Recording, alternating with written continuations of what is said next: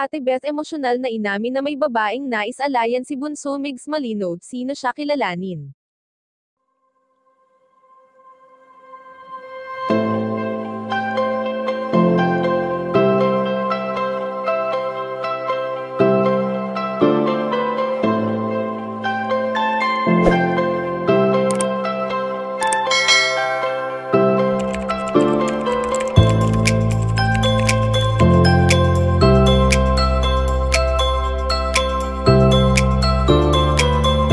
Palagi nga nating nakikita ang madalas na pagbabonding ng pamilya Malino na ibinabahagi nila sa kanilang mga social media accounts.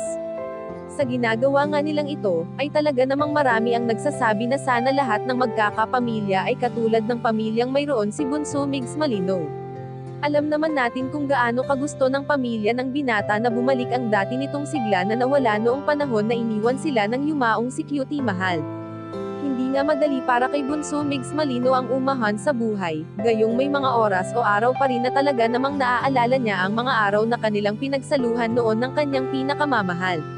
Wala na ngang masasakit pa sa naranasan noon ng binata, na kahit ngayong unti-unti na siyang nagiging maayos ay hindi pa rin ito maiwasan na maging malungkot dahil hindi na niya muling makakasama pa ang kanyang prinsesa.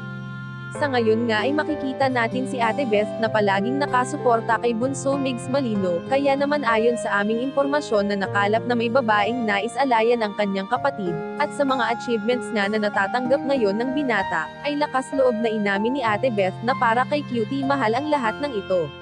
Na kahit hindi niya na mahahawakan, ay alam naman natin na nakikita niya pa rin ito sa kung nasaan man siya sa ngayon. Kayo mga kachika, anong masasabi niyo dito? Please leave the comment and don't forget to subscribe.